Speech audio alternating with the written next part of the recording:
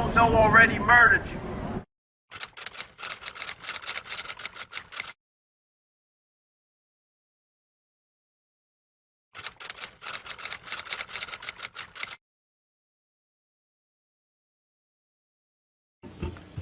Thank you very much, Mr. Chairman. Inspector Coleman, you're the Inspector General for the Federal Reserve, right? Okay. That's correct.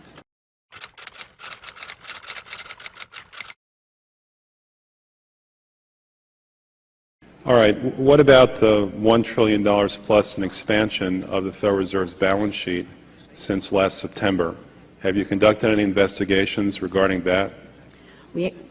Right now we have a, we call it a review, and so I don't know if the term investigation may have different connotations. So we're actually conducting a fairly high-level review of the various lending facilities collectively, which would include, the TALF, a variety of the different programs that are in process. So we're looking at them at a fairly high level to identify risk.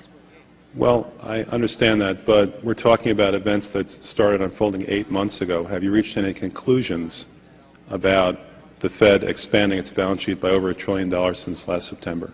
We have not yet reached any conclusions. Do you know who received that money? For the, we're in the process right now of doing our review, and Right, but you're the Inspector General. My question to you specifically is, do you know who received that $1 trillion plus that the Fed extended and put on its balance sheet since last September? Do you know the identity of the recipients? I do not know. We have not looked at that specific area at this particular point on those reviews.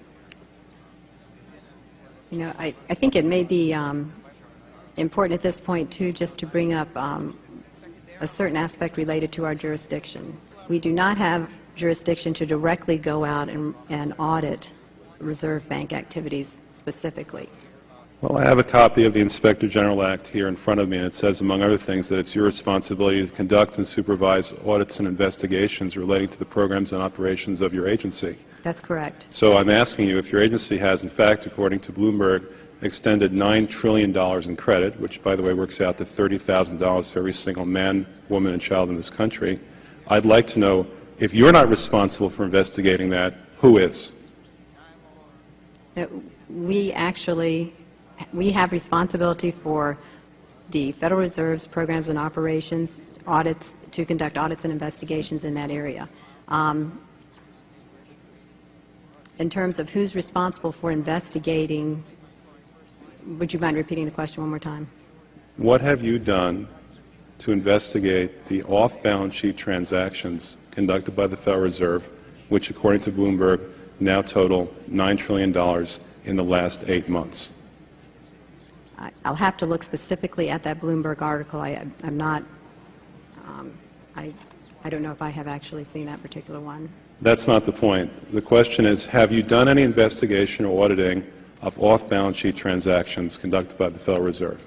At this point, we're conducting our lending facility project at a fairly high level and have not gotten to a specific level of detail to really be in a position to respond to your question. Have you conducted any investigation or auditing of the losses that the Federal Reserve has experienced on its lending since last September? We're still in the process of conducting that review. Until we actually, go out and gather the information, I'm not in a position to really respond to the specific question. So are you telling me that nobody at the Federal Reserve is keeping track on a regular basis of the losses that it incurs on what is now a $2 trillion portfolio? I don't know if you're telling me that you're mentioning that there's losses. I'm just saying that we're not, until we actually look at the program and have the information, we are not in a position to say whether there are losses or to respond in any other way to that particular. Mr. Chairman, my time is up, but I have to tell you honestly, I am shocked to find out that nobody at the Federal Reserve, including the Inspector General, is keeping track of this. it just is a real indictment on the fact that we don't have the system based on merit that a lot of people think we do in the U.S. It's just not quite as strong as we might like it to be. And of course, for you students who are studying here, I'm sure you've studied all types of things. I think Santorum said something about this university the other day, and all you lefties out here, studying those things like race and class and gender. But I'm sure that you've seen that it does matter. Race, class, gender does matter. So let me give you just one chart that kind of shows this. This is simply a chart of its percentage of completing college. So these are all low-score individuals. These first 3 bars are all low-scoring individuals. These were on an 8th grade math test, and how these individuals, whether they completed college or not. And so the different colored bars are whether they come from a low income, a middle income, or a high income household. So the first thing you see is that from the high income household, even though they all scored low on the math test, had a greater probability of actually graduating from college. And what you see is this actually holds this kind of stepwise for low, middle, and high income families up the scale of scores. And I think the big takeaway here really is that if you have a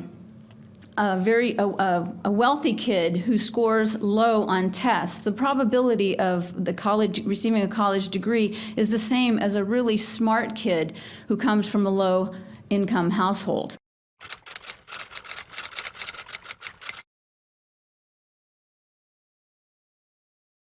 So again, this speaks against this idea that we have the meritocracy to the degree that many here think that we do.